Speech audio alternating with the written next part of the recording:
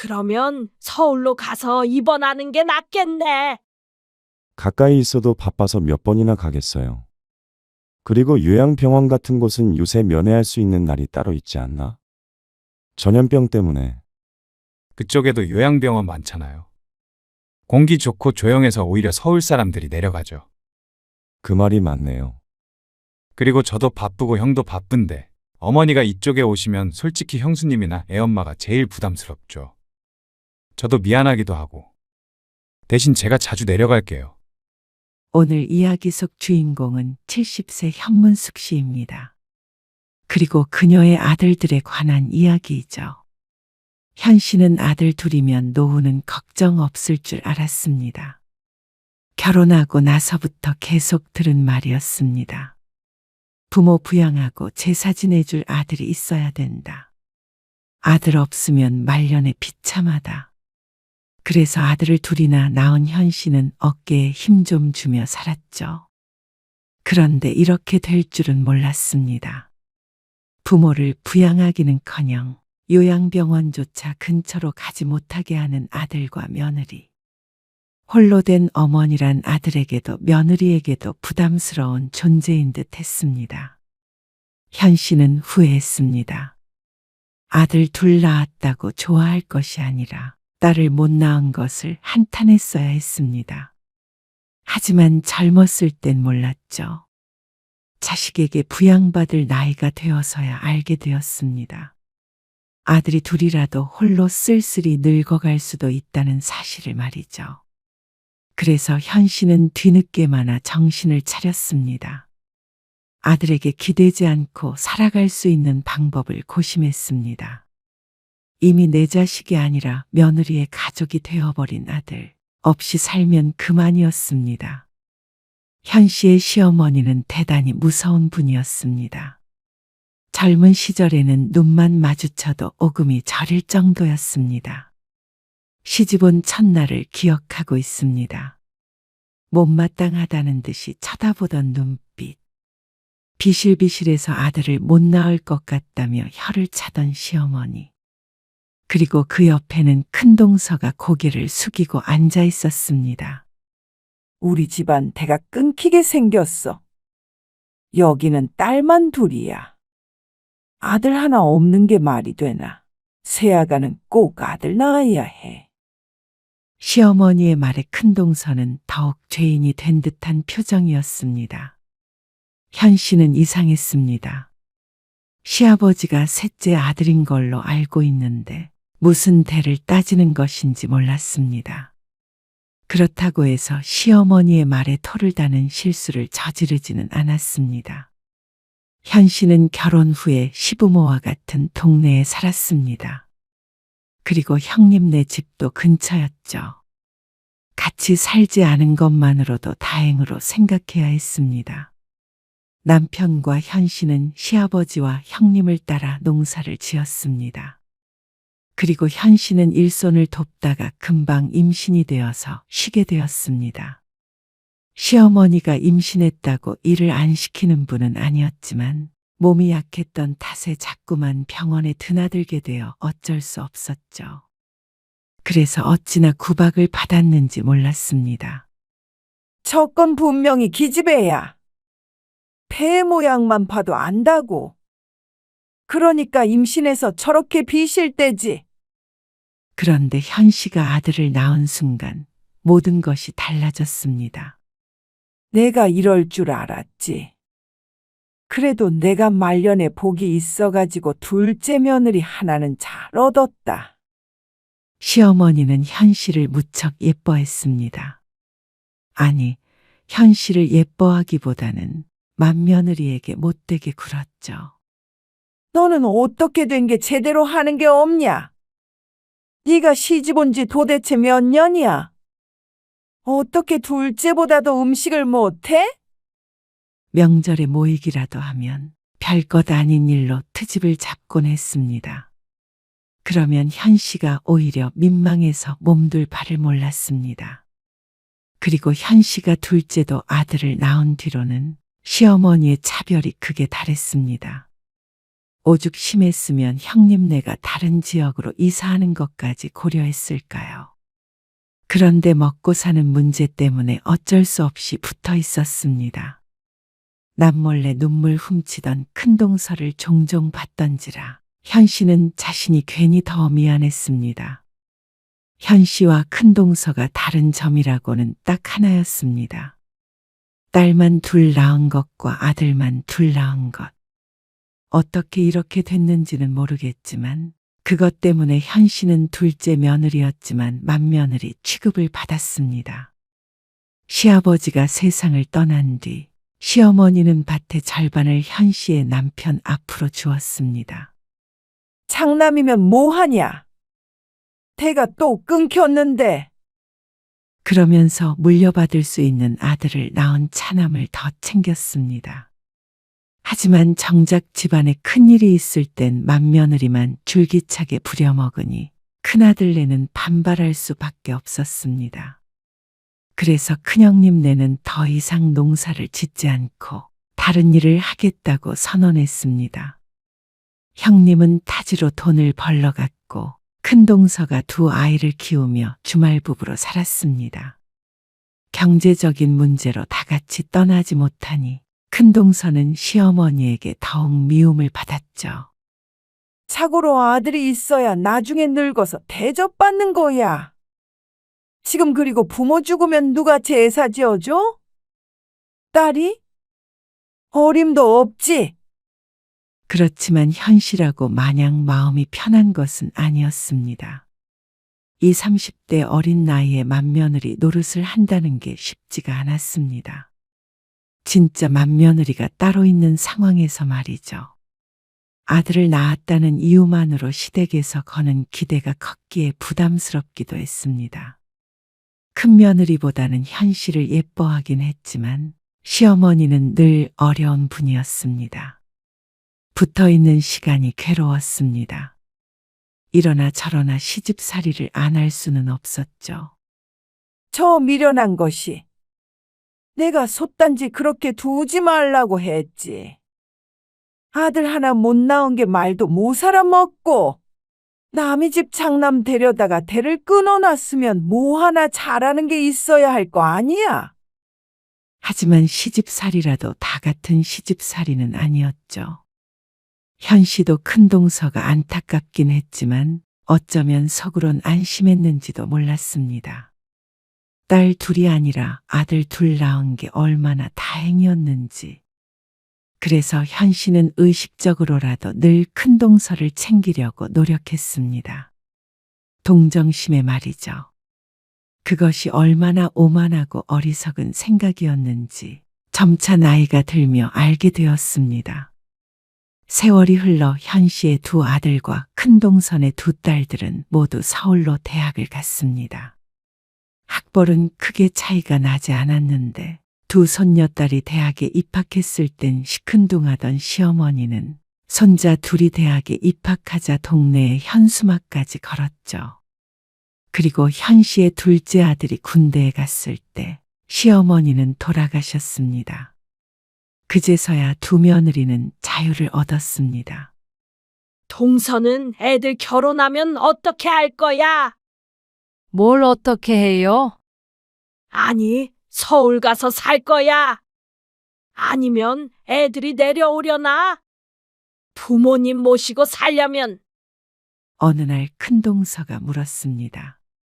딸만 둘이니까 나중에 부양해 주길 기대하기는 어렵고 근처에만 좀 살았으면 좋겠는데 동서는 좋겠다. 아이고, 젊어서도 걱정 없고 늙어서도 걱정이 없겠네. 큰동서는 현 씨를 부러워했습니다. 다들 결혼해서 서울에 자리를 잡았는데 형님이 돌아가시고 혼자 남은 큰동서가 말년이 걱정되는 모양이었습니다. 하지만 현 씨도 이렇다 할 대답을 하기가 어려웠습니다. 현 씨도 당연히 나이 들면 자식들이 챙겨줄 거라 생각하고 살아왔는데 막상 아들들이 결혼하고 나니까 생각과는 조금 달랐습니다. 어머니, 이번 아버지 생신에는 뵈러 못 갈 것 같아요. 아, 그래? 주말에 한번 내려와서 아버지 병문안도 가고 그러면 좋을 텐데. 당시의 남편은 병상에 누워 있었습니다. 위암이었죠. 다들 바쁜 걸 알아서 그전에는 내려오란 소리를 자주 하지 않았는데, 그래도 아버지 때문에라도 가끔은 와줬으면 하는 마음이었습니다. 바빠서요. 요즘에 일이 많아요. 보름 뒤인데도 바빠? 늘 바쁘죠. 기정이도 바쁘다고 그러지? 글쎄요. 연락 안 해봤는데. 어머니가 기정이한테 전화해 보세요. 그래. 알았다. 현 씨는 힘없이 전화를 끊었습니다.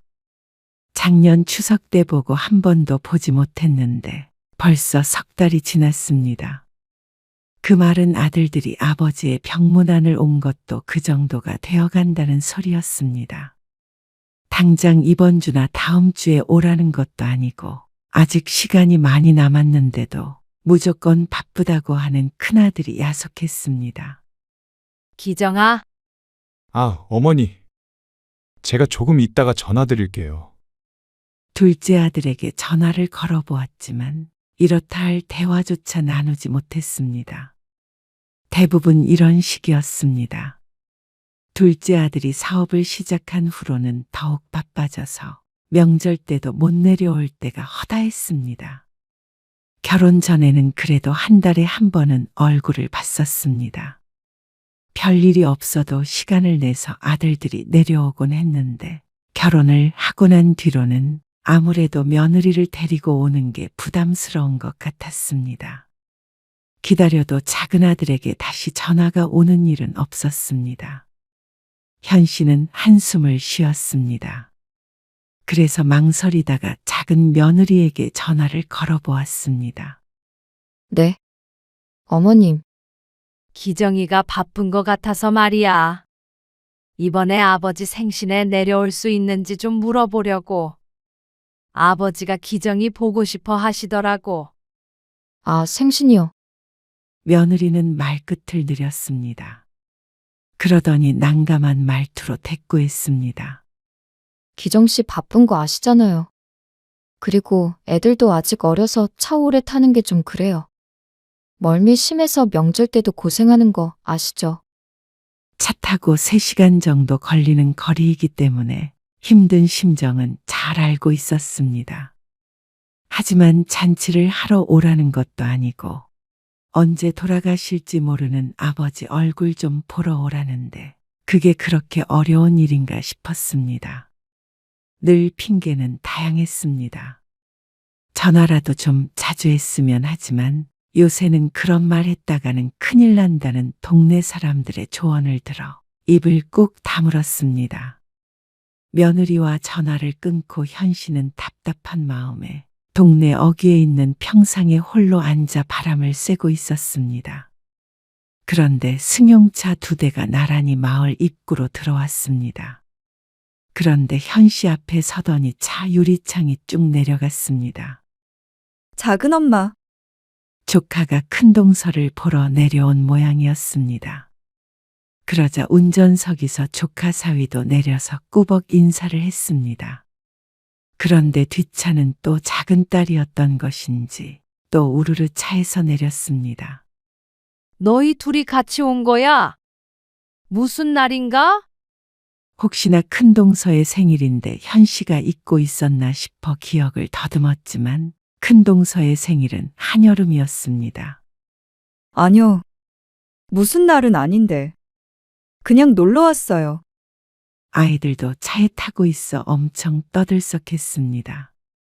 저희 마당에서 고기 구워 먹을 건데. 이따가 놀러 오세요. 그래, 알았어.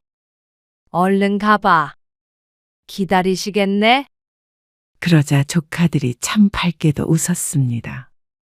제 엄마 보러 가는데 저렇게 즐거운가 싶어 신기했습니다. 현 씨는 들만 둘이라 저런 반응은 기대하기가 힘들었습니다. 늘 무뚝뚝했고 한 번씩 내려오면 며느리 눈치 보느라 바쁜 아들들. 당당하게 사위와 아이들을 데리고 아무 때나 내려오는 딸들이라니. 현 씨로서는 꿈 같은 일이었죠.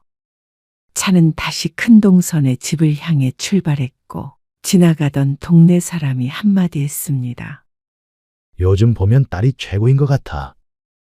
자기 엄마 혼자 산다고 저렇게 챙기니. 그리고 사위도 잘 봤지. 딸 있으시잖아요. 그러니까 최고라는 거지. 우리 아들은 생전 전화도 안 하는데 딸은 그래도 사나흘에 한 번씩은 꼬박꼬박 전화해. 그렇죠. 그니까 딸 하나 더 낳지 그랬어. 딸은 평생 효도하지만 아들은 결혼하면 남의 자식 되더라고. 아들만 최고하던 시절은 지났지.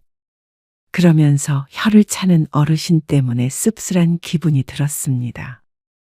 현 씨의 아들들이 잘 내려오지 않는다는 걸 뻔히 알고 있기에 할 수 있는 말이었습니다. 큰 동서의 딸들은 명절 때나 생일, 제사에는 당연히 오는 것이었고 아무리 못해도 한 달에 한 번씩은 오는 것 같았습니다. 거리를 생각한다면 대단한 것이었죠. 현 씨는 자연스럽게 아들들을 떠올렸습니다. 그러자 한숨이 났습니다. 현 씨에게 아들들은 내내 영광이었지만 그것도 한때였습니다. 시어머니가 돌아가시니 아들 둘 있다고 지켜 세워줄 사람도 없었고 그게 대단한 일이 아니라는 건 진작부터 몸소 깨닫고 있었죠. 반년쯤 뒤 현 씨는 남편을 떠나보냈습니다. 그리고 남편이 병원에서 눈을 감기 전 아들 둘은 설에 한두 번씩 내려왔을 뿐이었습니다. 그렇게 기다렸는데 결국 남편은 아들 얼굴 몇 번 보지도 못하고 눈을 감았죠. 그래도 아픈 남편이라도 살아있는 게 좋았습니다. 남편이 떠나고 나니 그나마 있던 책임감마저 사라진 모양인지 아들들은 전화마저 뜸해졌습니다. 어느 날 현 씨가 읍내에 장을 보러 나갔는데 큰 동서를 마주쳤습니다. 형님, 어디 가세요? 동서. 장 보러 나왔어? 둘 다 남편을 떠나보내고 작은 동네에 같이 사니까 이전보다도 더 친밀해진 느낌이었습니다. 큰 동서는 웬 보따리 같은 가방을 들고 있었습니다. 나 터미널 가는 길. 어디 가세요? 나는 애들이 하도 놀러 오라고 성화라서 나중에 하다가 모처럼 큰맘 먹었네. 아, 지연이한테 가세요? 좋으시겠네요. 맛있는 거 많이 얻어먹고 오세요. 무슨 바닷가에 펜션도 놀러 가고 그러자네. 재밌게 놀다 오세요. 큰 동서는 한바구음을 지으며 현 씨에게 손을 흔들었습니다. 현 씨는 장을 보면서도 그리고 집에 돌아오면서도 가슴 한구석이 휑하니 빈 것 같은 기분이었습니다. 집으로 돌아오는 길이 유난히 멀게 느껴졌습니다. 두 딸들이 자주 내려오기도 하고 이렇게 종종 엄마 보고 올라오라고 하기도 했습니다. 그런데 현 씨의 아들은 어떨까요? 문득 혼자 있는 집이 쓸쓸하게 느껴졌습니다. 북적북적하던 동네도 하나둘씩 떠나니 언제부턴가 한산해졌습니다. 젊은 사람들은 더 이상 들어오지 않고 나이 든 사람들은 죽거나 자식들 따라 이사를 가버리니 말이죠. 현 씨는 거실에 앉아 텔레비전을 보다가 휴대폰을 들었습니다. 그리고 큰아들에게 전화를 걸었습니다. 기우가, 엄마야. 아, 어머니. 어쩐 일이세요? 아들이 보고 싶어 전화를 걸었는데 선뜻 말이 나오지 않았습니다. 나도 너희 집에 가고 싶다고 말을 하면 되는데 어째서인지 입이 떨어지지 않았죠. 저 바쁜데. 용건 없으세요? 그러자 아들이 짜증스러운 기색을 보이며 다그쳤습니다. 오늘 큰엄마 서울 올라가더라. 아, 그래요? 아들의 반응은 시큰둥했습니다. 생각해보니까 나도 서울에 가본 지 엄청 오래됐더라고. 엄마도 언제 한번 놀러 갈까? 그러자 아들이 잠시 대답이 없었습니다. 그제서야 현 씨가 어떤 용건으로 전화를 건지 눈치를 챈 것 같았습니다. 아들이 조용하자 현 씨는 말을 잘못 꺼냈구나 싶었습니다. 아니, 애들도 보고 싶고 그냥 해본 소리야. 명절에 내려가잖아요. 그때 보면 되죠. 그 말은 서울에 오지 말라는 소리였습니다. 외로워서 그러세요. 외롭지 않다고 하면 거짓말이었습니다. 현 씨는 쓸쓸했습니다. 자식이 둘인데 없다고 해도 믿을 정도로 얼굴 보는 일이 뜸하니까 당연했습니다. 너무 멀리 살아서 그런 것 같았죠. 어머니, 애엄마 예민해서 집에서 주무시고 가시면 제대로 잠도 못 자요. 일해야 하는데 괜한 스트레스 주고 싶지 않아요. 저도 출근해야 하고요. 기정이한테 한번 전화해 보세요. 큰아들은 또다시 동생에게 순서를 넘겼습니다. 그런데 둘째 아들에게도 전화를 하나만 하였습니다. 결과는 비슷할 테니 말이죠. 현 씨는 결국 휴대폰을 멀찍이 내려두었습니다. 올릴 일도 별로 없는 휴대폰, 사실 없어도 될 것 같았습니다. 명절에 보자던 큰아들은 명절이 나흘 앞으로 다가왔는데도 연락이 없었습니다. 언제 오겠다는 말도 하지 않았고 작은 아들도 서로 짠 듯 똑같았죠. 그러다가 명절 연휴가 시작되기 바로 하루 전 큰며느리에게서 전화가 왔습니다. 어머님, 어쩌죠? 이번 명절에는 못 뵐 것 같아요. 제가 내일 오후에 잠깐 회사에 다녀와야 하거든요. 그래서 내려가면 너무 늦을 것 같아서. 차라리 명절 끝나고 좀 한가할 때 주말에 한번 갈게요. 명절에도 안 오는 아들네가 평소에 올 리는 없었습니다. 알았다. 못 오면 어쩔 수 없지. 현 씨는 힘없이 전화를 끊었습니다. 작은 아들에게서는 전화조차 없는 것이 마찬가지로 못 온다고 할 것 같았습니다. 반면에 큰동서는 벌써 며칠 전부터 서울로 올라갔습니다. 미리 와서 오래 머물다 가라고 큰딸이 불렀다고 했습니다. 큰딸네서 일주일, 작은 딸네서 일주일 있다가 온다는 말에 속으로만 부러워했죠. 그런데 다음 날 둘째 아들에게서 전화가 왔습니다. 그래. 못 오지? 현 씨가 먼저 묻자 아들이 대답했습니다. 형도 못 간다고 했다면서요. 그러면 차라리 어머니가 올라오실래요? 지난번에 서울에 오고 싶다고 하셨다면서요. 그 말에 현 씨의 눈이 크게 뜨였습니다. 늘 바쁘다고만 하던 작은 아들이 웬일인가 싶었죠. 지난번에도 못 내려갔는데 이번에도 좀 바빠서. 근데 어머니가 올라오시면 집에 계시면 되니까요. 애들도 집에 있을 거고. 형도 서울에선 하루 정도는 시간 낼 수 있겠죠. 그래. 내가 올라갈게. 현 씨는 얼른 대답했습니다. 혹여나 아들의 마음이 변할까봐 망설이지도 않았죠. 어머님, 오셨어요. 현 씨가 작은 아들네 집에 도착하자 며느리가 문을 열어주었습니다. 아들네 집에 온 것은 몇 년 만인지 몰랐습니다. 아들이 결혼한 지 10년 정도 되었는데 한두 번 와본 것이 전부였죠. 현 씨는 거실로 들어가 어색하게 소파에 엉덩이를 붙이고 있었습니다. 아들네 집에 온 것인데 왜 이렇게 남의 집에 온 불청객이 된 느낌인지 몰랐습니다. 손주들도 오랜만에 보는 할머니가 어색한지 며느리 등 뒤에 숨어 있었습니다. 저녁 드셔야죠. 기정 씨는 조금 늦는데요. 그러면 오면 같이 먹자. 저는 애들이랑 먼저 먹어야 되는데 괜찮으세요? 그래. 그렇게 해.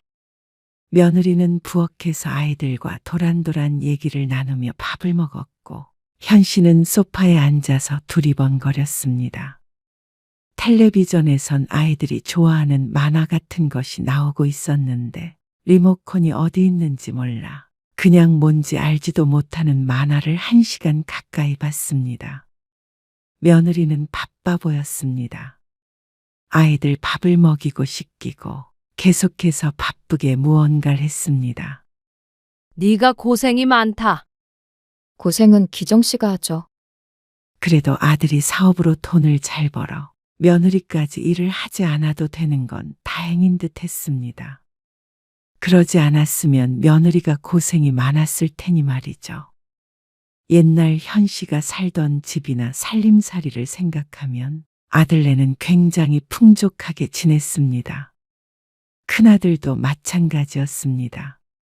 부모는 시골에서 농사 지으면서 살아 큰 부자는 못 되었는데 그래도 자식 농사는 잘 지었는지 다들 잘 돼서 다행이었죠.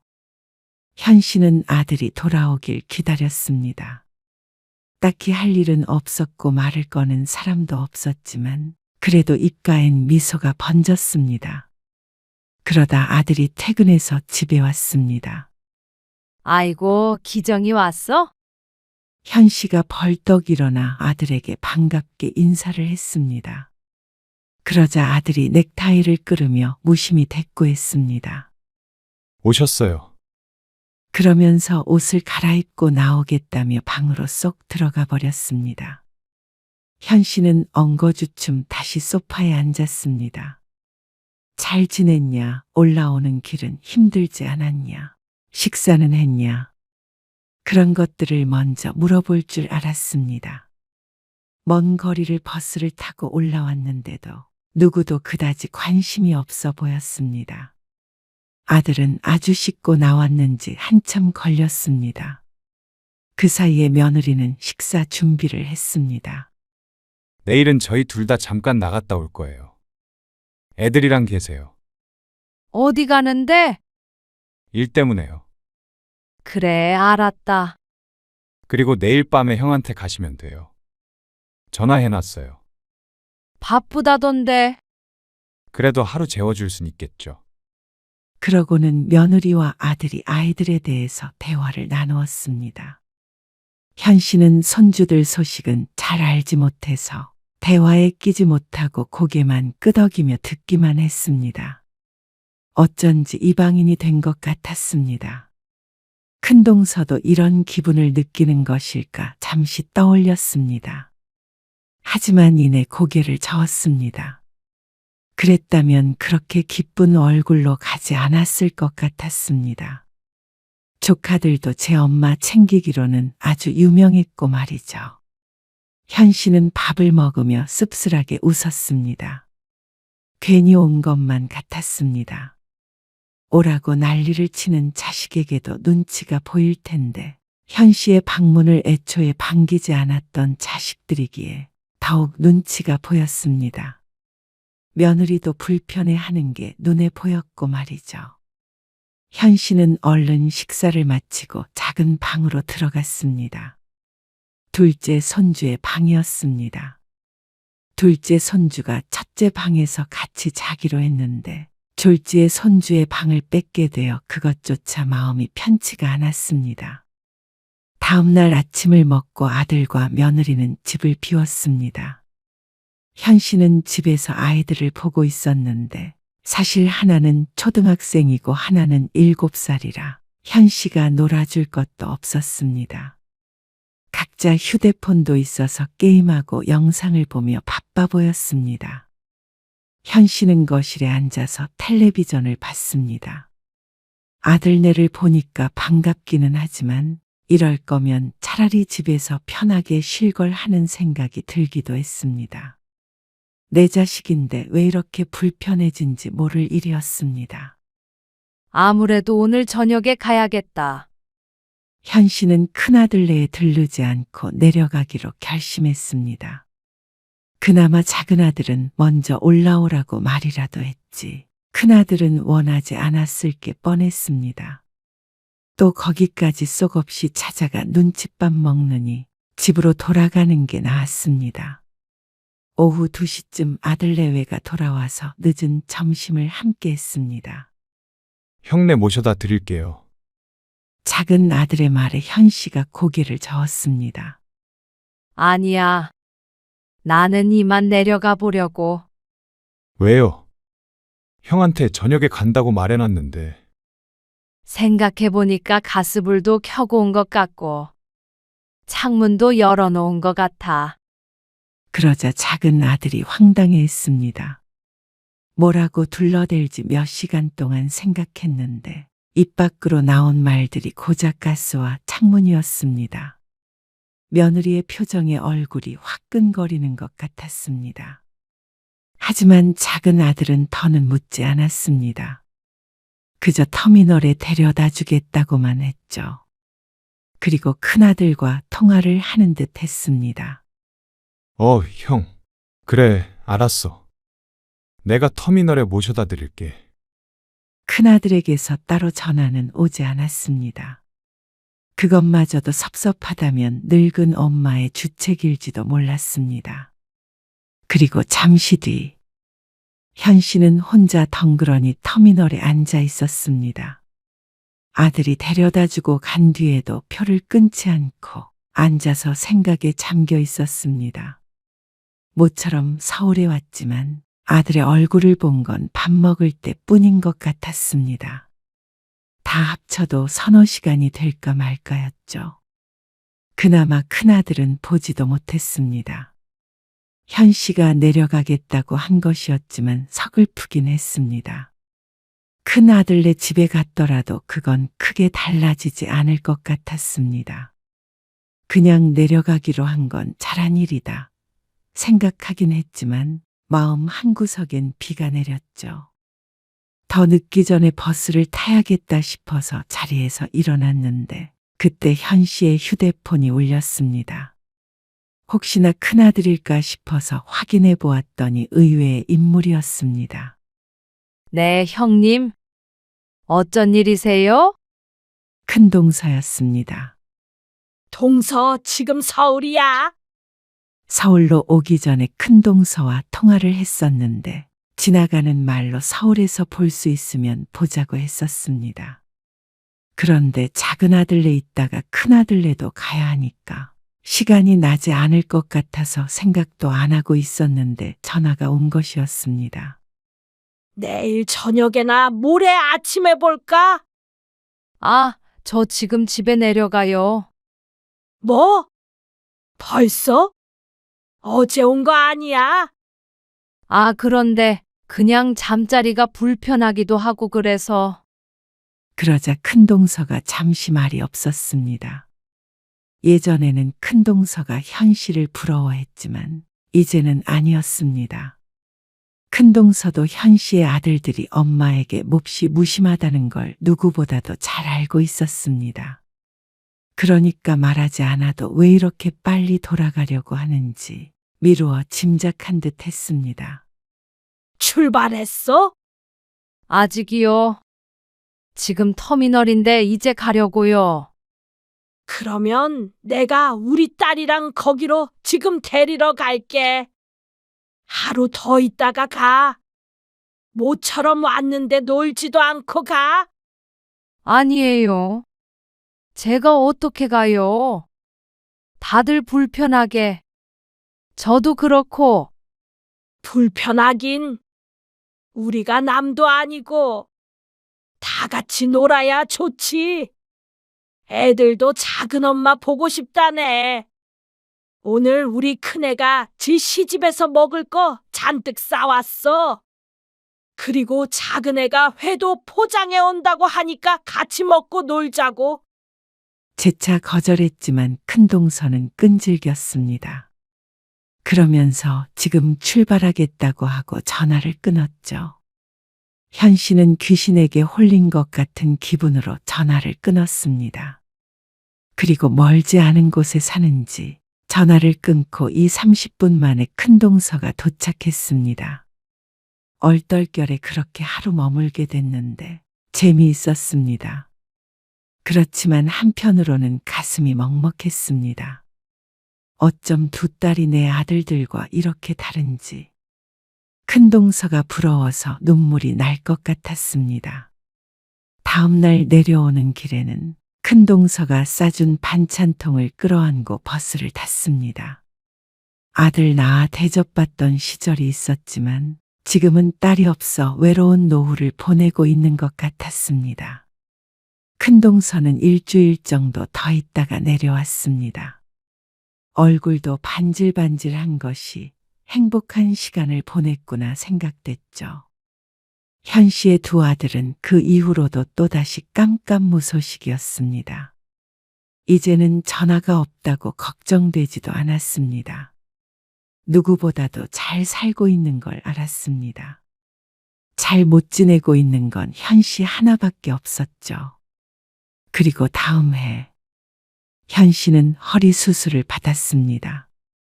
원래도 좋지 않았던 허리였는데 밭에 가는 길에 도랑에 빠져 허리를 크게 다쳤죠. 수술은 인근 도시에 있는 큰 병원에서 했는데 그때 두 아들이 내려왔습니다. 현 씨는 통증에 몸부림치면서도 이렇게 아들 얼굴 보니 좋다는 생각을 했습니다. 그런데 문제는 그 후였습니다. 다친 게 하필이면 허리라 퇴원 후에도 한동안 요양이 필요했습니다. 그래서 요양병원 얘기가 나오게 됐습니다. 지속적인 치료도 필요할 텐데 집에서 돌봐줄 가족도 없기 때문에 요양병원에 입원하는 것이 불가피해 보였죠. 그러면 서울로 가서 입원하는 게 낫겠네. 퇴원 전 병문안 온 큰동서가 말했습니다. 현 씨도 내심 그렇게 되지 않을까 생각했습니다. 아니, 그러길 바랐습니다. 그래야 보호자가 가까이 있으니 말이죠. 그런데 그게 생각처럼 쉬운 문제가 아니었습니다. 가까이 있어도 바빠서 몇 번이나 가겠어요. 그리고 요양병원 같은 곳은 요새 면회할 수 있는 날이 따로 있지 않나? 전염병 때문에. 큰아들은 그러면서 굳이 서울에 있는 요양병원에 입원할 필요는 없을 것 같다고 했습니다. 그쪽에도 요양병원 많잖아요. 공기 좋고 조용해서 오히려 서울 사람들이 내려가죠. 그 말이 맞네요. 작은 아들도 큰아들의 말에 맞장구 쳤습니다. 그리고 저도 바쁘고 형도 바쁜데 어머니가 이쪽에 오시면 솔직히 형수님이나 애엄마가 제일 부담스럽죠. 저도 미안하기도 하고. 대신 제가 자주 내려갈게요. 큰 수술을 한 엄마보다 자신들 바쁜 것이 먼저고 배우자가 먼저인 듯 했습니다. 현 씨는 가슴이 답답했습니다. 아무리 먹고 살기 바쁘고 결혼하면 남이라지만 이건 너무한 것 같았습니다. 쌓였던 서운함이 곧 넘칠 듯 목구멍 근처에서 넘실거렸습니다. 너희 그러면 안 되는 거야. 모시고 가서 돌보지는 못할 망정. 오히려 큰동서가 현 씨의 아들들을 나무랐습니다. 너희 엄마가 너희를 어떻게 키웠는데. 현 씨는 분명히 알 것 같았습니다. 만약 큰동서가 아프다면 두 딸들이 당연히 데리고 가겠죠. 현 씨는 결국 집에서 30분 거리에 있는 요양병원에 입원하게 됐습니다. 당연한 말이겠지만 자주 온다던 아들은 약속을 어겼습니다. 아니, 애초에 지킬 거라고 생각도 안 했습니다. 현 씨도 바보가 아닌 이상 자식들에게 자신은 우선순위에 없다는 걸 인정해야 했죠. 현 씨는 요양병원에 3개월 정도 입원해서 재활치료를 받았습니다. 나이가 있어 회복이 느리니 남들보다 더뎠습니다. 그리고 퇴원한 지 한 달이 채 안 됐을 때 큰동서가 찾아왔습니다. 동서, 나 이사가. 현 씨는 눈을 크게 떴습니다. 이사요? 어디로 가는데요? 애들이 서울로 오라고 몇 년 전부터 그랬거든. 근데 평생 여기 살았고 동서도 있고 해서 안 가겠다고 그랬었지. 근데 나도 요새 건강도 별로 안 좋고 그래서 아무래도 자식 곁으로 가는 게 맞는 것 같아서 말이야. 큰애 집 근처에 아파트 구해놨다고 해서 다음 주에 가. 어쩐지 마음이 이상했습니다. 마을에 살던 많은 사람들도 이렇게 떠나곤 했는데 큰 동서까지 간다고 하니까 혼자 남겨지는 기분이 들었습니다. 큰 동서가 예전에 나이 들면 서울에 살 거냐 아니면 아들이 내려올 거냐 물어본 적이 있었습니다. 그런데 이렇게 서로의 입장이 바뀌게 될 줄은 몰랐습니다. 동서가 걱정돼서 발이 안 떨어지네. 그렇게 젊은 시절부터 비교당하면서 시집살이를 했으면 현실을 미워할 만도 한데 큰 동서는 그러지 않았습니다. 밭은 이장님이 싸게 사기로 했어. 그래서 생각보다 빨리 가게 된 거야. 동서한테 늘 고마워. 유산 똑같이 나눠줘서. 시어머니가 돌아가시고 반씩 유산을 받았는데 당시에 현 씨의 남편이 시어머니의 유산을 대부분 형님에게 주었습니다. 먼저 받은 밭 절반이 있었으니 말이죠. 남편도 그게 맞다고 생각했고 그래서 현 씨도 지금까지 큰 동서와도 좋은 관계를 유지할 수 있었던 것이었죠. 저는 괜찮아요. 가서 자식들 곁에서 행복하게 지내세요. 현 씨는 애써 웃었습니다. 좋은 마음으로 축하해줘야 하는데 자신의 처지를 생각하면 착잡한 마음이 더 컸습니다. 그리고 그로부터 일주일 뒤 큰 동서는 살던 집을 비우고 떠났습니다. 아들에게 전화해서 그 이야기를 했는데 그러냐고 한마디 뿐이었습니다. 엄마도 올라오세요. 하길 바란 것은 아니었지만 그래도 마음이 좋지는 않았습니다. 매번 똑같은 감정을 느끼면서도 똑같이 아들에게 기대하는 현 씨가 바보였죠. 현 씨는 여전히 허리가 좋지 않았습니다. 물론 이제 일상생활에 지장이 있을 정도는 아니었지만 전처럼 밭일을 하지는 못했습니다. 그리고 그걸 아는 작은 아들이 어느 날 전화해서 말했습니다. 어머니 앞으로 된 말 있잖아요. 남편이 상속받았던 땅들을 진작에 현 씨 앞으로 돌려놓았었는데 어쩌면 그게 천운이었는지도 몰랐습니다. 왜 그 밭이? 관리도 힘들고 괜한 세금만 내고 있잖아요. 이참에 얼마가 됐든 팔아버리는 게 어떨까 해서요. 갑자기 왜? 그러자 작은 아들이 잠시 머뭇거리다 말했습니다. 제가 이번에 사업 확장하려고 하는데 자금이 좀 필요해서요. 어쩐 일로 전화를 다 했나 싶었는데 결국 돈 때문이었습니다. 현 씨가 가진 거라고는 그것과 시골집 하나뿐인데 땅을 팔아서 자신을 달라고 하면 현 씨는 말년에 뭘로 살라는 말인가 싶었습니다. 이제는 농사도 짓지 못하는데 말이죠. 판다고 얼른 팔리는 것도 아니고. 아직 팔 생각 없어. 현 씨의 대답에 아들은 크게 실망했습니다. 그런데 끝까지 일단 부동산에 내놓기라도 해보라며 설득하려고 했습니다. 예전 같았으면 작은 아들에게 도움을 주고 싶어 일부라도 팔아서 줬을 것 같았습니다. 어차피 나 죽으면 두 아들에게 갈 돈이었으니 말이죠. 그런데 현 씨도 이제 와서는 생각이 많아졌습니다. 과연 그런다고 두 아들이 현 씨의 마음을 알기나 할까? 그 돈마저 없어서 정말 빈털터리가 된다면 자식들이 내 노후를 책임져 줄까? 현 씨는 그 정답을 알고 있었습니다. 그런데 며칠 뒤 큰아들에게서도 전화가 왔습니다. 기정이가 그 땅 팔자고 했죠? 설마 팔아서 몽땅 기정이 사업자금으로 줘버리실 생각은 아니죠? 그 땅 안 판다고 했어. 아니, 파는 것까지는 저도 찬성이에요. 근데 서로 서운할 일 없게 반반씩 주시라고요. 현 씨는 할 말을 잃었습니다. 두 아들이 어쩜 이렇게 똑같은지 몰랐습니다. 이제 생각해보니 둘 중 하나도 아니고 둘 다 이러는 것은 현 씨의 잘못이 아닐까 싶었습니다. 농사를 잘못 지었으니 잘못된 것이 나왔겠죠. 현 씨는 고민하다가 이장을 찾아가 물었습니다. 우리 밭을 좀 팔려고 하는데. 그러자 이장이 반색했습니다. 그러면서 좋은 가격에 자신이 사겠다고 했죠.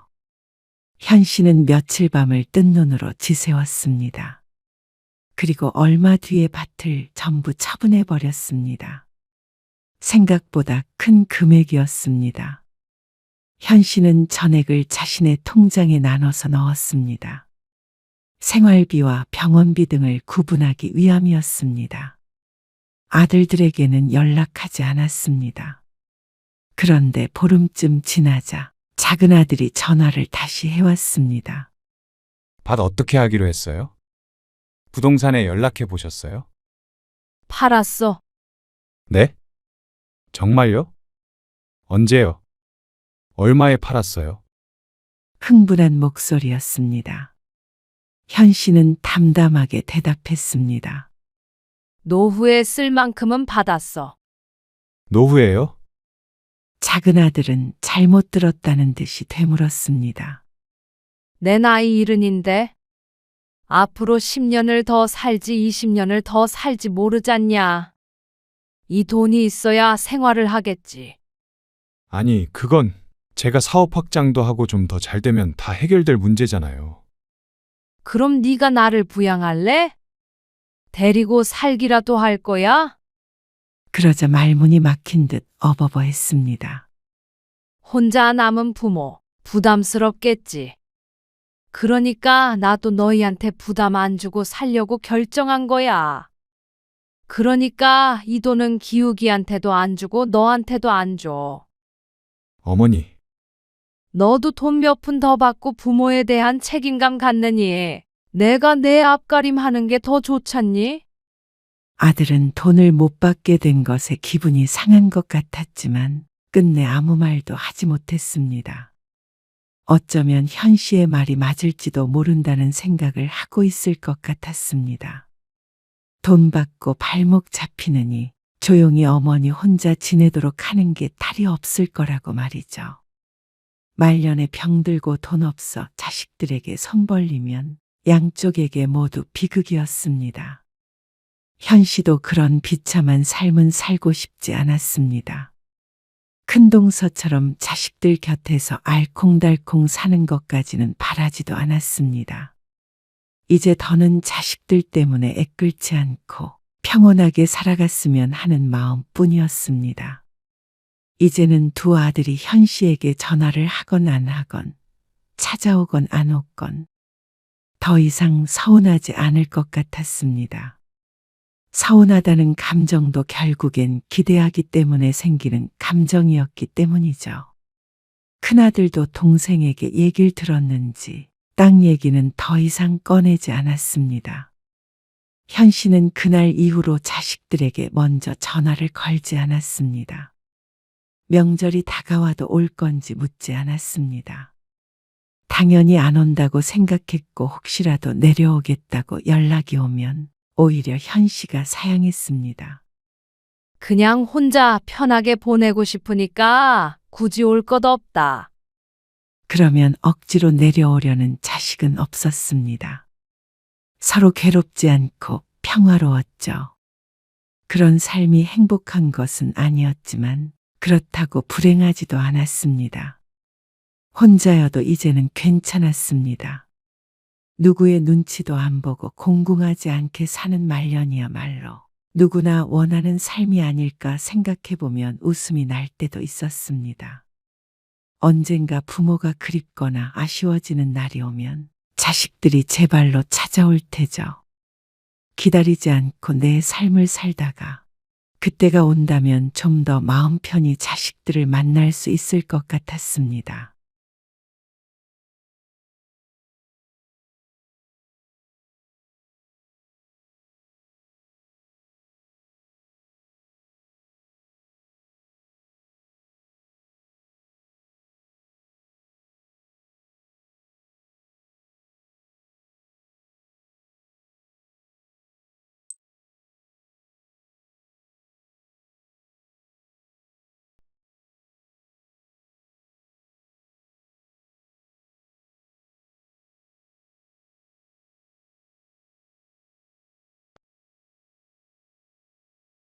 넌 평생 그렇게 살 거야?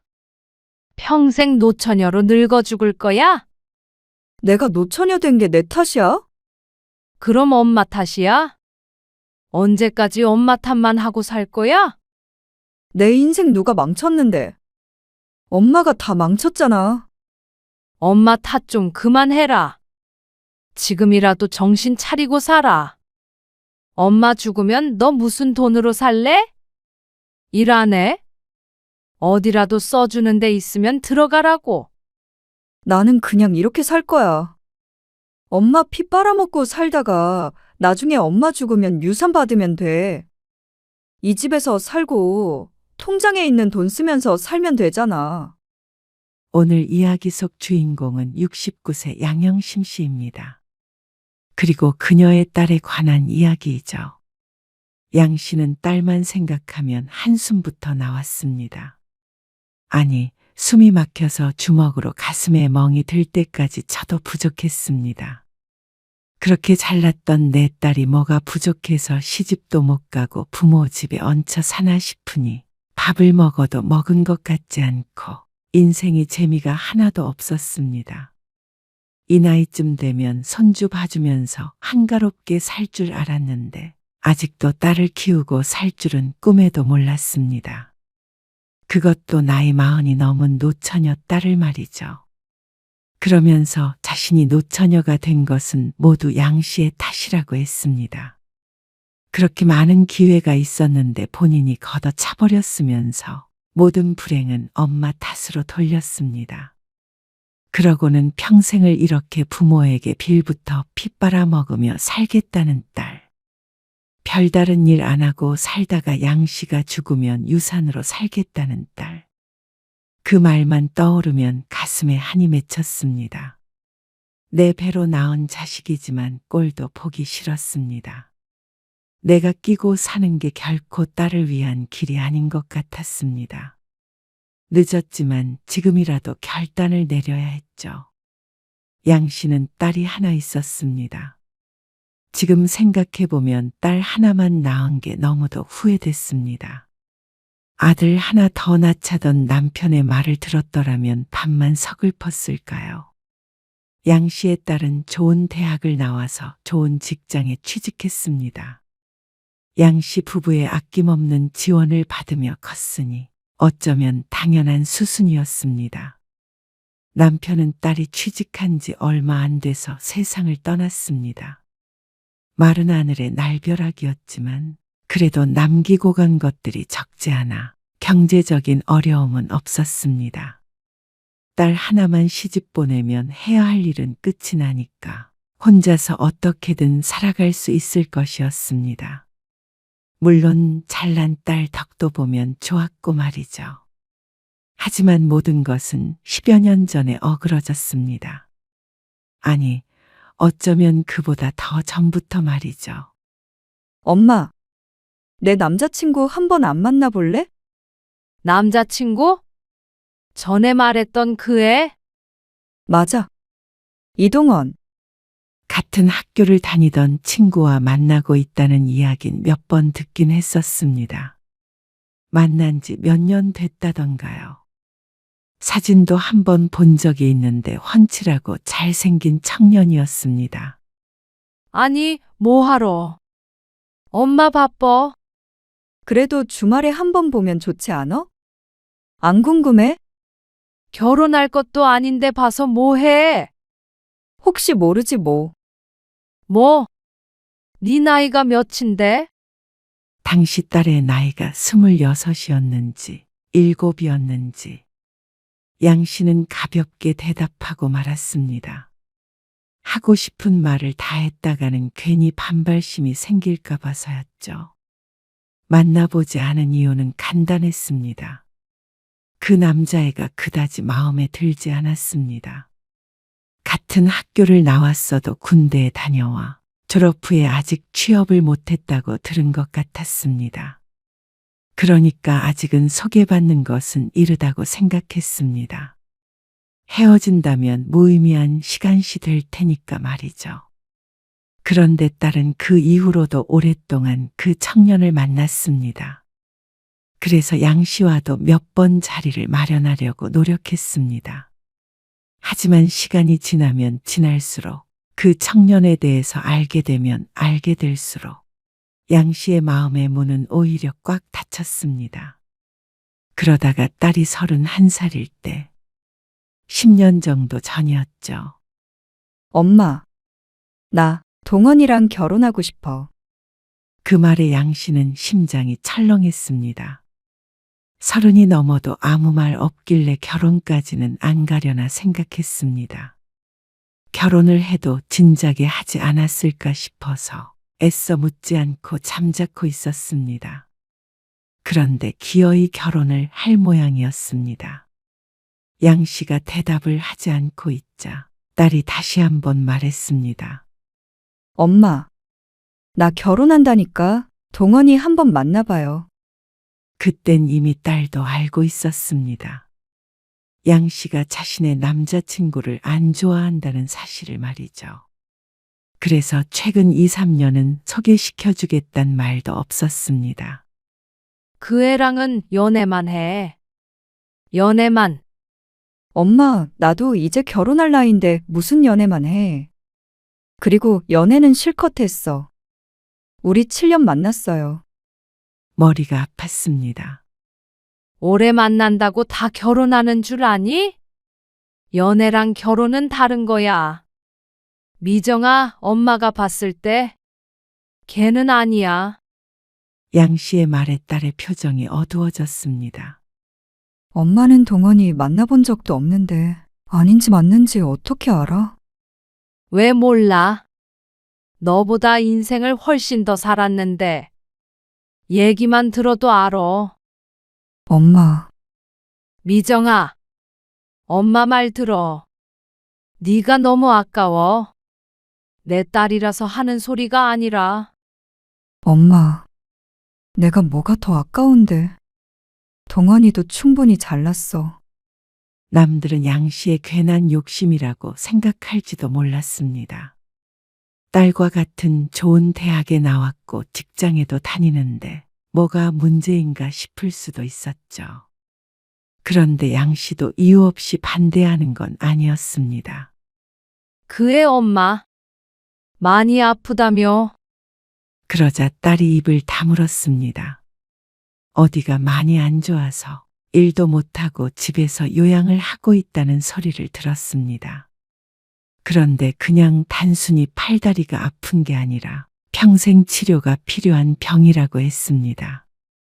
그리고 그거 하나면 또 고민이라도 해보겠는데 아버지에게도 문제가 있었습니다. 아빠는 무슨 일 하신다고 그랬어? 건설일. 그게 말이 건설 일이지. 노가다 아니니? 왜 말을 그렇게 해? 엄마가 틀린 말 한 거 아니잖아. 그리고 위로 누나만 둘이라며. 그게 왜 문제가 되는데요? 그러니까 네가 아직 어리고 아무것도 모른다는 거야. 그러면 그 가족들 부양을 누가 해야 되겠어? 당연히 아들인 그 애지.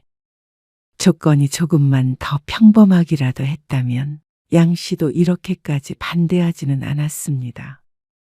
세상에 어떤 부모가 내 딸이 사랑하는 사람과 결혼하겠다는데 무턱대고 반대할까요? 오히려 기뻐해주고 축하해주고 싶었습니다. 하지만 지난 몇 년간 아무리 생각해도 결론은 하나였습니다. 이렇게 어영부영 결혼시키면 반드시 불행할 날이 올 것 같았습니다. 그렇다고 걔가 뭐 의사나 변호사라도 돼? 가족들 부양할 능력이 되면 나도 뭐라고 안 해.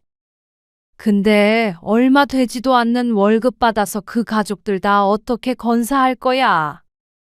아버님도 일하고 계시고 누나들도 다 직장 다녀. 너보다 적게 버는 남자 만나서 결혼하면 잘 살 수 있을 것 같아? 엄마, 돈이 무슨 상관이야. 상관이 왜 없어? 너 정도면 충분히 더 좋은 사람 만날 수 있을 텐데 엄마 속을 왜 뒤집어놔? 지난해에도 아는 지인이 약사를 소개해 주겠다고 했었습니다. 당연히 딸은 거절했지만 이 정도 외모에 이 정도 학벌에 이 정도 직장이면 훨씬 좋은 혼처가 새곳했습니다. 그러니까 부모로서는 안타까울 수밖에 없었습니다. 그런데 그런 거 다 집어치우더라도 최소한 평범한 사람과 결혼을 해야 되는 것 아닌가 싶었습니다. 그냥 부모님 평범하게 직장 다니고, 부자는 아니더라도 결혼할 때 지원해 줄 수 있고, 또 남자도 너보다 조금이라도 더 잘난 남자 만나면 나는 네가 누굴 데리고 와도 오케이 할 거야. 근데 이건 아무리 생각해도 뭐 하나 너보다 나은 게 없잖니? 잘못하다가 나쁜 시모 모시고 시부에게 생활비 갖다 바치며 가장 노릇을 해야 될지도 몰랐습니다. 그런 결혼을 양 씨가 왜 시켜야 하는 것인지 몰랐습니다. 엄마, 그렇게 따지면 나는 아빠 없잖아. 그건 흠 아니야? 그거랑 같니?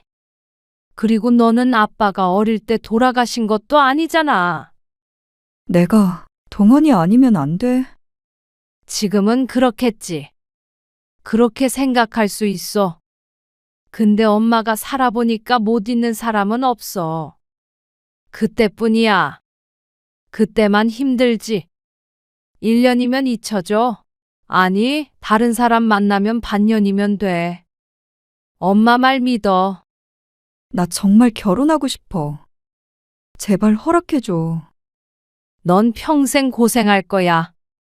근데 내가 어떻게 그 꼴 보니?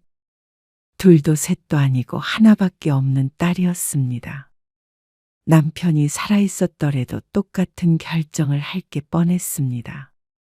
반대하는 양 씨의 심정도 편하지는 않았습니다. 내 딸 눈에서 눈물이 흐르면 양 씨의 눈에선 피눈물이 흘렀습니다. 하지만 평생 눈물 흘리며 사느니 순간 힘들고 많은 게 나았습니다.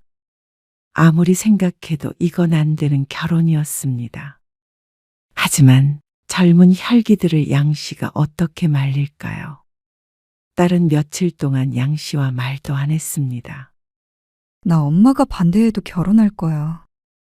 자켓식 올리고 나가서 살게. 집 알아보고 있어. 양 씨는 대답하지 않았습니다. 아니, 대답하지 못했습니다. 기어이 엄마 가슴에 대못을 박을 생각인 듯 했습니다. 양 씨는 도저히 가만히 있을 수 없었습니다. 이대로 가다가는 곱게 키운 딸, 엄한 놈이 데려가 고생만 시킬 것 같았죠. 양 씨는 딸 몰래 딸의 휴대폰을 뒤졌습니다. 잘못된 행동임은 충분히 알고 있었지만 달리 방법이 없었습니다. 동원이 어머님, 원하는 것을 찾았습니다. 청년의 어머니 전화번호였죠. 양 씨는 손이 떨리는 것 같았습니다. 양 씨도 그렇게 악독한 사람이 아니었습니다. 내 자식 귀하면 남의 자식 귀한 줄도 알았습니다. 하지만 역시나 내 자식이 가장 귀하기에 악역이 될 수밖에 없었죠. 안녕하세요. 저 미정이 엄마입니다. 당황하는 상대방의 목소리가 들렸습니다. 정말 많이 아픈 것인지 목소리에 힘이 없었습니다. 양 씨는 며칠 동안 생각하고 또 생각한 말을 입 밖으로 꺼냈습니다. 이런 연락을 드리게 돼서 죄송합니다. 그런데 같이 자식 키우는 입장에서 저희 심정을 충분히 이해해 주시리라 믿습니다. 우리 미정이 저희가 애지중지 키운 외동딸이에요. 저는 이제 남편도 없이 제 딸 미정이 하나밖에 없습니다. 그래서 우리 미정이 고생 안 시키고 시부모 예쁨 듬뿍 받을 수 있는 그런 집으로 시집 보내고 싶어요. 부모 노후 준비돼 있고 우리 딸 품어줄 수 있는 집이요. 아이고, 횡설수설하는데 제 말 무슨 말인지 이해하시죠? 한마디 한마디 내뱉는데 양 씨의 마음도 찢어지는 것 같았습니다. 상대방의 거칠어진 숨소리가 귓가에 울렸습니다. 상처 주지 않게 이야기하고 싶었지만 사실 이런 전화 자체가 상처가 된다는 걸 양 씨가 왜 모를까요? 하지만 그럼에도 불구하고 전화기를 들 수밖에 없었던 양 씨의 입장도 상대가 조금이라도 헤아려 주길 바랐습니다. 우리 딸은 제가 이길 수가 없어서 이렇게 신뢰를 무릅쓰고 전화드렸습니다. 부탁드려요. 우리 딸 제자리로 돌려보내주세요. 딸은 양 씨의 가슴에 대못을 박았고 양 씨는 상대 부모의 가슴에 대못을 박았습니다. 만약 부탁을 들어준다면 그 부모가 청년의 가슴에 대못을 박게 될 것이고 내 딸도 마찬가지로 피투성이가 되겠죠. 하지만 모든 것이 제자리를 찾는다면 그럴 수만 있다면 언젠간 치유가 될 상처들이라고 생각했습니다. 양 씨는 기다렸습니다. 하지만 딸에게선 별말이 없었습니다. 그래서 좌절했죠. 아마 양 씨의 설득이 소용이 없었던 것인가 실망했지만 어느 시점부터 딸의 얼굴에서 표정이 사라졌습니다. 혼이 나간 듯 보이기도 했고 거실에 있으면 딸이 통화하는 소리가 조금 들리기도 했습니다. 그러면 대부분 흐느끼는 소리나 숨죽여 언성을 높이는 듯한 소리였습니다. 그걸 듣고 양 씨는 직감했습니다. 그날의 통화가 헛된 일이 아니었구나 싶었죠. 딸이 힘들어하는 동안 양 씨도 똑같이 이별을 겪는 것처럼 힘들었습니다. 입맛도 없었고 뭐래도 즐겁지가 않았습니다. 딸과 말하지 않고 지내는 시간들도 괴로웠고 슬픔이 전염된 듯 했습니다. 내가 이런 일을 하게 될 줄은 꿈에도 몰랐습니다. 그래서 스스로에게 조금 실망도 했고 죄책감이 드는 때도 있었습니다. 그런데 만약 내가 그 아들 엄마였다면 당연히 죽이고 싶을 만큼 미울 것 같은데 내 딸이 그런 결혼한다고 하면 나라도 그렇게 했을 것 같아. 솔직히 말하자면 누군가는 그렇게 위로했고 또 누군가는 남 눈에서 눈물 나게 하면 내 눈에선 피눈물 나는 거라며 나무라기도 했습니다. 하지만 그것도 남의 일이니까 그렇게 말할 수 있는 것이라고 생각했습니다. 엄마, 나 여행 좀 다녀올게. 오랜 침묵을 깨고 어느 날 딸이 부은 눈으로 양 씨에게 말했습니다. 양 씨는 반가워서 울 것 같았습니다. 그래. 어디든 다녀와. 한 달 정도 다녀올게. 한 달? 어디? 제주도 같은데? 아니, 유럽. 딸의 말에 당황스러울 수밖에 없었습니다. 하지만 이렇게 다시 정신 차리고 살려는 게 어딘가 싶었습니다. 딸은 이별을 겪으며 다른 사람이 된 듯 했습니다. 딸이 무너지는 모습을 바로 옆에서 보며 애가 탔는데 이제는 됐다 싶었죠. 그래. 어디든 다녀와. 기분 전환하고 그렇게 와서 다시 잘 살면 돼. 딸은 말없이 뒤돌아섰지만 양 씨는 안심했습니다. 그렇게 딸은 얼마 뒤에 유럽 여행을 떠났습니다. 여자 혼자 가는 여행이라 걱정이 많이 되었지만 영어도 잘하고 어디서든 똑부러지는 딸이었습니다. 왜 이렇게 통화가 안 돼? 시간이 다르잖아. 한 달이 지났는데 언제 올 거야? 딸은 가끔씩 통화가 됐습니다. 하도 걱정을 하니까 가끔씩 이번엔 어느 나라다 하며 메시지는 남기는데 전화는 며칠에 한 번씩 연결될까 말까였죠. 나 좀 더 있다가 가려고. 얼마나? 한 달만 더 있다가 갈게. 모아둔 돈이 있을 테니 돈이 부족하지는 않겠지만 회사가 걱정이었습니다. 너 그럼 회사에는 말한 거야? 휴가를 한 달만 썼을 거 아니야. 그런데 딸이 청천벽력 같은 소리를 했습니다. 나 회사 그만뒀어. 뭐? 그만두고 온 거야.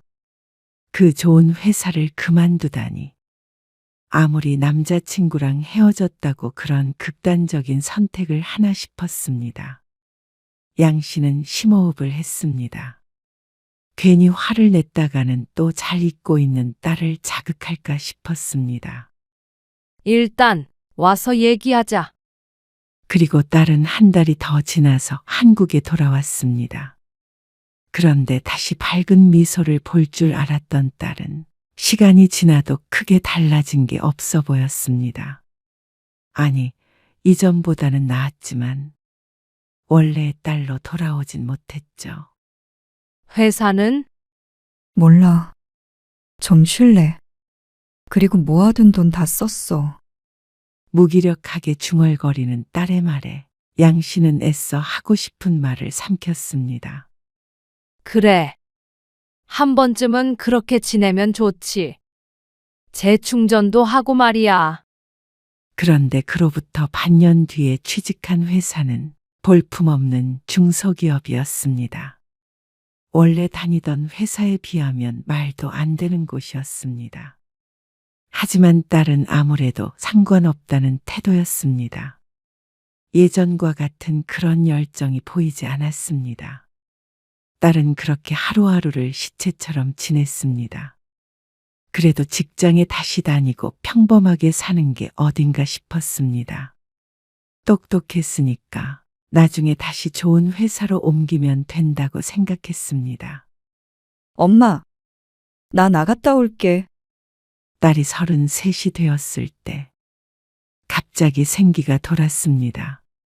주말에는 집에만 틀어박혀 있더니 누군가를 만나는 듯 몇 주 동안이나 외출을 했습니다.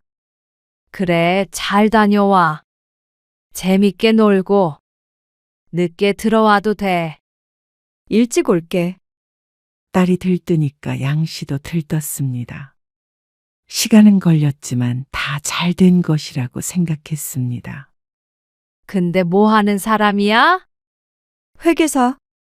어느 날 양 씨가 조심스럽게 물었더니 딸이 대꾸했습니다.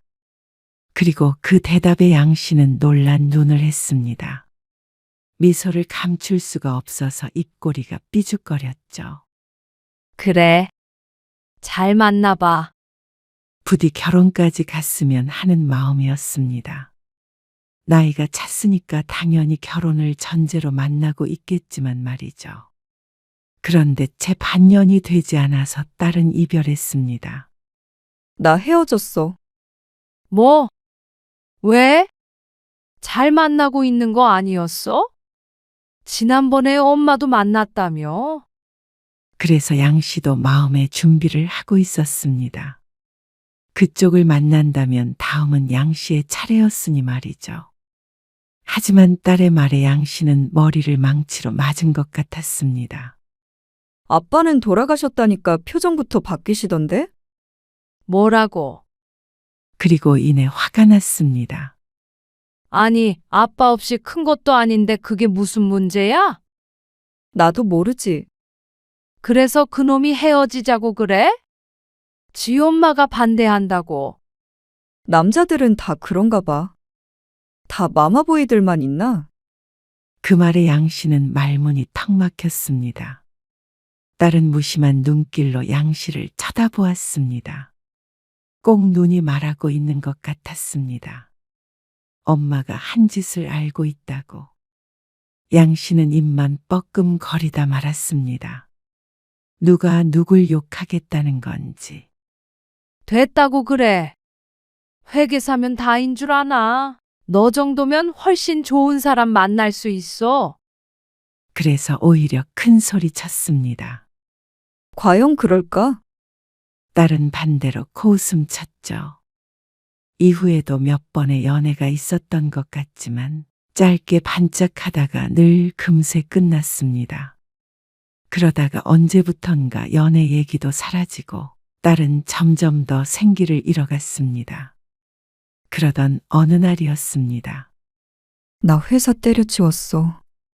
뭐? 회사를? 왜? 무슨 일 있었어? 그냥 사람들이 다 싫다. 왜 그러는데? 나 내버려둬. 30 중반이 넘었는데 때늦은 사춘기가 왔는지 딸은 무척 까칠해졌습니다. 밝고 살가운 성격이 장점이었는데 말이죠. 그러다 보니 양 씨도 딸의 눈치를 보게 되었습니다. 엄마, 나 돈 좀 보내줘. 그리고 언제가부터 양 씨에게 돈을 타서 쓰기 시작했습니다. 직장을 그만뒀으니까 벌이가 없는 건 알겠는데 그래도 그동안 모아둔 돈이 그 정도로 없나 싶었습니다. 처음엔 몇 번 생각 없이 보내주다가 이건 아니다 싶었습니다. 너 언제까지 직장도 안 다니고 살려고 그래? 이제 뭐라도 해봐야지. 요즘 취직이 쉬운 줄 알아? 날카로운 목소리의 양 씨는 더 잔소리를 하지 않았습니다. 그렇게 어려운데 왜 직장을 그만둔 거냐며 호통을 치고 싶었지만 참았습니다.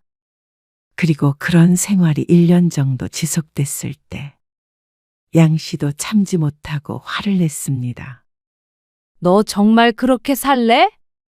내가 뭘? 그렇게 아무것도 안 하고 한량처럼 살라고 그 고생해가면서 너 공부시킨 줄 알아? 왜 인생을 스스로 망치려고 해? 그러자 딸이 물끄러미 양 씨를 쳐다보다가 말했습니다. 내 인생을 내가 망친다고. 엄마가 아니라? 양 씨는 충격에 아무 말도 할 수가 없었습니다. 냉소하며 하는 말에는 가시가 있었습니다. 내 인생 이제 내가 알아서 살 테니까 참견하지 마. 그럴 거면 생활비를 달라고 하질 말던가. 이제 나이 들어가진 돈으로만 생활해야 했습니다. 젊은 딸이 쓰는 돈까지 되려면 생각했던 생활비보다도 훨씬 많이 들었습니다. 딸 결혼할 때 주려고 따로 둔 돈이 있지만 그건 전셋집이라도 얻을 때 보태기 위해서 건들지 않은 것이었습니다. 양 씨는 더 이상 이렇게 지낼 수는 없다는 생각에 큰 맘을 먹고 딸의 선자리를 마련하게 되었습니다. 38이면 아무리 요즘 시대에도 늦은 편이라고 생각했습니다. 그래서인지 연결을 해주려는 사람이 없었습니다. 직장이라도 번듯하면 모를까 내세울 것이라고는 학벌밖에 없었습니다. 외모도 결국 나이를 이기지는 못하니 말이죠. 아니, 재혼? 지금 장난하자는 거야? 재혼인데 나쁘지 않은 조건이라니까? 애도 없고 사업해서 돈 많고 미정이 요즘 일 안 하고 논다며. 결혼하면 계속 놀고 먹을 수 있잖아. 소개시켜달라는 사람 많았는데 내가 그래도 생각해서 미정이랑 연결해 주려는 거잖아. 아무리 그래도 재혼은 아니지. 우리 미정이를 어디 그런 데다 갖다 대? 에이, 솔직히 38이면 이제 초혼이랑 결혼하기는 좀 힘들지. 한 40 후반 정도 되면 모를까? 그런데 또 그 정도 나이 많은데 초혼이면 남자가 영 이상할 때가 많어. 그러니까 차라리 재혼이 낫지. 어쩐지 설득력 있게 느껴지는 말이었지만 차마 내 딸을 이혼남에게 보낼 수는 없었습니다. 머릿속이 복잡했습니다. 양 씨는 며칠 동안 고민하다가 결국 거절했습니다. 딸에게 묻지 않았습니다. 그랬다가는 상처를 받지 않을까 싶었습니다. 그러던 찰나에 예전에 알고 지내던 사람에게서 괜찮은 사람을 소개받을 수 있었습니다. 45살인데 회사원이래. 일하느라 바빠서 결혼을 못했다네. 사진 봤는데 생긴 것도 멀끔하고 괜찮은 것 같아. 사람이 성실해 보여. 양 씨가 사진을 내밀며 딸에게 말했습니다. 하지만 딸은 전혀 관심이 없어 보였습니다. 그냥 아저씨 같은데. 아저씨라니. 요즘 누가 45살을 아저씨라고 해? 딸하고는 7살 차이였지만 그 정도는 크게 차이가 난다고 할 수도 없었습니다. 조건이 무진장 좋거나 그런 것은 아니었지만 나쁘지 않았습니다. 부모님도 평범하게 회사 다니다가 퇴직한 집이라고 했고, 노후 준비는 되어 있어서 문제될 것이 없다고 했습니다. 이 정도면 나쁘지 않았습니다. 좀 더 돈 많은 이혼남보다는 훨씬 괜찮았습니다. 나 선 안 봐? 왜 안 봐? 결혼 안 한다니까. 글쎄 결혼을 왜 안 해? 청춘이 아깝지도 않아? 왜 그러고 사는 거야? 내가 알아서 산다니까. 제발 엄마 부탁이야. 그냥 밥 한 끼 먹는다고 생각해. 마지막으로 이렇게 부탁할게. 양 씨는 딸을 억지로 선자리에 내보냈습니다. 가기 싫다던 딸은 마지못해 고개를 끄덕였죠. 양 씨는 시계를 자꾸만 보게 되었습니다. 지금쯤이면 같이 식사하고 있겠지. 지금쯤이면 차를 마실까? 아니면 요새 젊은 사람들을 술을 마시나? 그러고 있을 때쯤에 중매를 선 지인에게서 전화가 왔습니다. 정말 너무한 거 아니야? 어떻게 나를 이렇게 망신시킬 수가 있어? 무슨 소리야, 그게? 미정이, 선자리 나가서 그게 할 소리야? 결혼할 사람이 있었네 어쨌네. 그 사람 멋있었다고. 그리고 앞으로 빌붙어서 일도 안 하고 살 거래. 그럼 남자가 무슨 생각을 하겠어?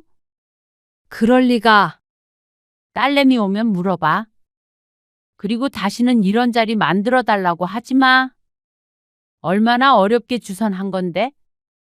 딸내미가 그 나이까지 결혼 못한 이유가 있다.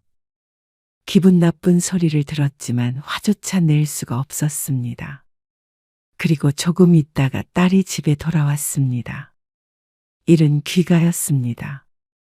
너? 도대체 왜 그런 짓을 해? 왜 엄마 망신을 시켜? 진실을 말했을 뿐이야. 진실? 그게 그 자리에서 할 말이니? 그럼 거짓말하고 결혼해? 어차피 들통날 텐데? 양 씨는 울분을 참지 못했습니다. 넌 평생 그렇게 살 거야? 평생 노처녀로 늙어 죽을 거야? 내가 노처녀 된 게 내 탓이야? 그럼 엄마 탓이야? 언제까지 엄마 탓만 하고 살 거야? 사실이잖아. 엄마가 그때 우리를 갈라놓지만 않았어도 지금쯤 행복하게 살고 있었을 거야.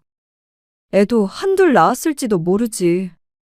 양 씨는 가슴이 터질 것 같았습니다. 그 남자와 결혼했으면 더 불행했을 거야. 가난한 시집에서 고생만 했을 거라고. 그건 엄마 생각이잖아. 그 인생 난 살아보지도 못했어. 양 씨는 울음을 참으며 말했습니다. 그래. 엄마가 잘못했어. 그때는 그게 널 위한다고 생각했어. 이렇게 오랫동안 딸이 마음을 못 잡을 줄 알았더라면 그때 다시 한번 생각했을지도 몰랐습니다. 이미 노처녀 됐는데 이제 와서 뭘 어쩌라고. 미안하다는 말은 너무 늦었잖아. 딸은 차갑게 돌아섰습니다. 하지만 양 씨는 억울하기도 했습니다. 그것 때문에 이렇게 스스로 인생을 망치며 사는 것은 말도 안 되는 일이었습니다. 그때 두 사람을 갈라놓았던 것은 자신이지만 그 이후의 삶은 딸의 책임이 있었습니다. 모든 사람들이 이별한다고 다 막 살지 않았습니다. 딸은 모든 화살을 양 씨에게 돌리면서 합리화시키고 있었습니다. 그날의 양 씨의 행동이 100% 잘못된 행동이었다고 하더라도 딸이 한심한 인생을 살고 있다는 건 변하지 않았습니다. 그걸 바꿀 수 있는 건 딸 스스로뿐일 텐데도 바뀔 의지가 없었습니다. 정말 이대로 인생을 망쳐도 좋은 사람 같았습니다. 그것만큼은 너무나 괘씸했습니다. 남자 하나 때문에 이렇게 부모를 무너뜨리는 그런 딸이 미웠습니다. 딸은 또다시 양 씨와 단절되었습니다. 최소한의 필요한 말만 했습니다. 외출은 하지만 어디 가는지 알 수가 없었고 한 달에 쓰는 생활비가 혼자 200만 원이 넘을 때도 있었습니다. 돈은 한 푼 안 벌면서 무슨 돈을 그렇게 쓰고 다니는지 몰랐습니다. 대부분 쓸데없는 걸 산다던가 친구를 만나 흥청망청 쓰는 것 같았죠. 양 씨의 통장 잔고는 점점 빈곤해져 갔습니다. 그렇게 허송세월을 몇 년 보냈더니 딸은 어느새 40이 넘었고 양 씨는 이른을 목전에 두고 있었습니다. 딸이 결혼하는 것도 못 보고 죽을까봐 무서웠습니다. 그런데 양 씨가 그리던 미래는 점점 멀어져만 갔습니다.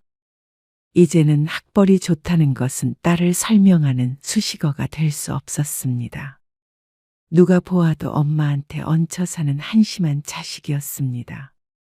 여자 나이 40이면 초등학교 학부형이 되어 있어야 맞는데 42. 딸은 그렇게 혼자인 채로 늙어버렸습니다. 양 씨도 딸을 따라서 점점 희망을 잃어갔습니다. 그러던 어느 날이었습니다. 엄마, 나 1,000만 원만 줘. 뭐? 1,000만 원? 나도 돈 좀 벌어보게. 큰 금액을 달라는 말에도 놀랐고 돈을 벌겠다는 말에도 놀랐습니다. 시간이 흐르며 양 씨도 자포자기한 심정이 되었습니다. 그런데 돈을 벌어보겠다는 말에 작은 희망의 불씨가 피워진 것 같았습니다. 양 씨는 고민이 됐지만 딸에게 1,000만 원을 송금했습니다. 뭘 하는지는 몰라도 뭐라도 했으면 하는 심정이었습니다. 그 돈도 딸이 결혼하면 지원해 주려던 돈이었습니다. 이제는 달리 쓸 때가 있을까 싶었습니다. 그리고 2달쯤 뒤 딸은 또다시 어두운 기운을 풍겼습니다. 밥 안 먹는다고 했잖아. 차리지 말라고. 먹기 싫으면 둬. 그냥 차려진 것도 꼴보기 싫다니까? 42인지 12인지 양 씨는 대꾸하지 않고 다시 식탁을 치웠습니다. 제 손으로 밥도 차려 먹지 않는 딸 때문에 이 나이에 이렇게 살아야 하는 것인가 회의감이 들었습니다. 하지만 나은 것이 죄라 매일 똑같은 행동을 반복하고 있었습니다. 엄마 일 다녀올 테니까 너는 집에만 있지 말고 뭐라도. 양 씨는 말을 하다 말고 입을 다물었습니다. 더 얘기하면 자신의 입만 아프다는 걸 알았습니다. 그리고 쓸데없는 싸움이 시작되겠죠. 양 씨는 대답 없는 딸을 뒤로하고 집을 나섰습니다. 양 씨는 2년 전부터 다시 일을 하고 있었습니다. 식당 일이라도 그나마 이 나이에 써주는 데가 있어서 다행이었습니다. 하지만 언제까지 할 수 있을지는 미지수였습니다. 70, 75. 나이 들다 보면 육체가 그걸 허락하지 않을 테죠. 분명히 여유가 있다고 생각했는데 욕심 안 부리고 살면 딸 결혼시키고 혼자 살아갈 정도는 된다고 생각했습니다. 그런데 딸과 10년 넘게 쓰기만 하며 지내고 나니까 노후가 불안해졌습니다. 그리고 양 씨가 죽은 뒤에 딸의 미래가 두려워졌습니다. 그래서 이 나이에도 뭐라도 해야 했습니다. 퇴근해서 집에 돌아오자 딸은 집을 나설 때와 똑같았습니다. 밥도 먹지 않고 방에만 틀어박혀 있었습니다.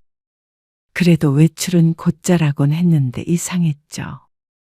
왜 그러는데? 어? 양 씨가 추궁하자 딸이 털어놓았습니다.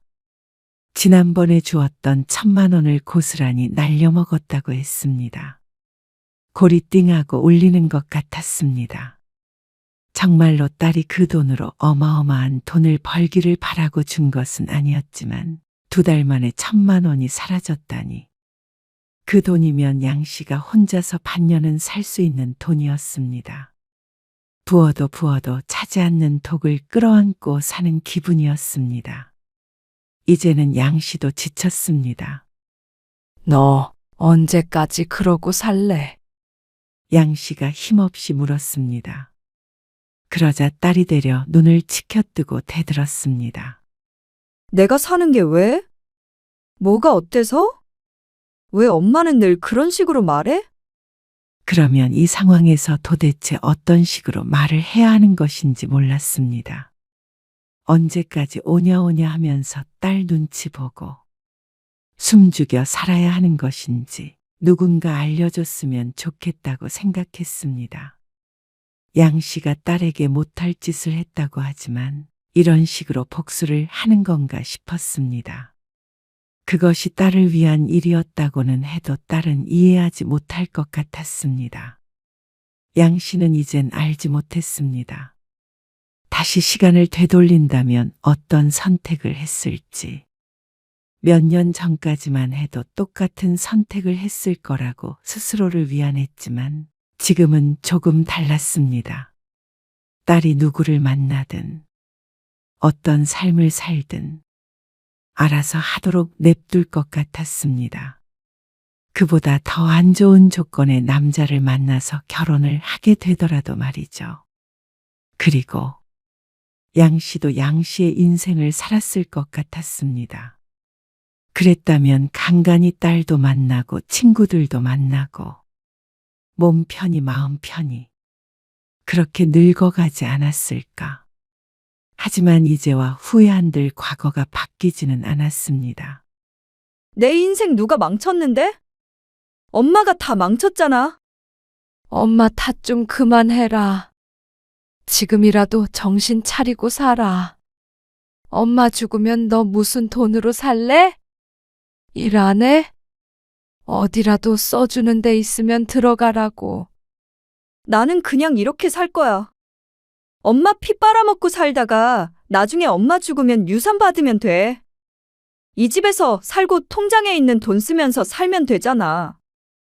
양 씨는 충격에 할 말을 잃었습니다. 이게 40 넘은 딸 입에서 나올 수 있는 소리인가 싶었습니다.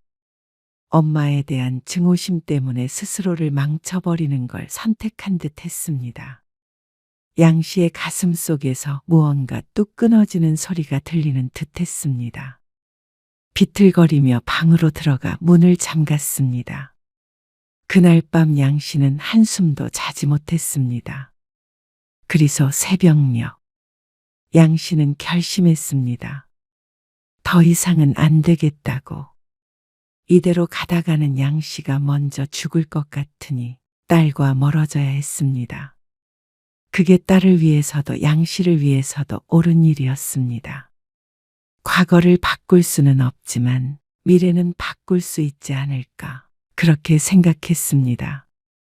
다음 날 양 씨는 아침 일찍 일어나 짐을 쌌습니다. 딸의 짐을 말이죠. 여행 가방 2개의 딸의 짐을 담았습니다. 그리고 딸의 방문을 열었습니다. 아직 자고 있었죠. 그래서 옷장을 열어 옷을 넣었고 책상 위에 있던 물건들도 쓸어 담았습니다. 늦게 잠들었는지 일어날 생각을 하지 않는 딸을 흔들어 깨웠습니다. 김미정, 일어나. 아, 뭐야. 일어나서 짐 싸서 나가. 딸이 비몽사몽 일어나더니 잠시 앉아 있었습니다. 무슨 말이야. 어딜 나가. 내 집에서 나가라고. 너 이제부터 나가서 살아. 그러자 그제서야 잠이 깼는지 딸이 눈을 떴습니다. 나는 이제 더 이상 너랑 못 살겠으니까. 이제 우리 각자 인생 알아서 살자. 딸이 주변을 둘러봤습니다. 열려있는 여행 가방에 자신의 짐들이 들어있는 걸 보고 화가 났는지 언성을 높였습니다. 내 물건에 왜 손대? 그리고 어디로 가라는 거야? 내가 갈 데가 어딨어? 그건 네가 알아서 해. 통장에 1,000만 원 넣어줄 테니까. 그걸로 보증금 하던가. 1,000만 원 가지고 어떻게 살라는 거야? 줄 거면 나 결혼 자금 한다고 모았던 돈 다 줘. 그 돈이 아직까지 있니? 너 먹여 살리느라 다 썼고 1,000만 원이 엄마가 너한테 해줄 수 있는 마지막이야. 마음 같아서는 빈털터리로 내쫓아버리고 싶었습니다. 하지만 그놈의 자식이 뭔지 마지막까지도 차마 그렇게는 하지 못하는 스스로가 바보 같았지만 어쩔 수가 없었습니다. 나 못 나가. 나가? 못 나가. 엄마도 그걸 바라던 거 아니었어? 낚이고 사는 거? 뭐? 그래서 나 결혼도 못하게 하고 여태 데리고 산 거 아니냐고. 어? 또 똑같은 이야기였습니다. 10여 년 전에 양 씨가 결혼을 반대했던 문제를 무기 삼아 딸은 양 씨를 공격했습니다. 하지만 이제는 딸이 뭐라고 한들 소용없었습니다. 이기적이라고 할지 모르겠지만 이제는 양 씨도 숨 좀 쉬며 살고 싶었습니다. 양 씨가 딸을 끼고 살았기 때문에 양 씨도 불행했고 딸도 불행했습니다.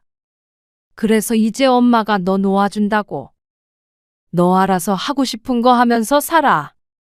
내가 무슨 돈으로?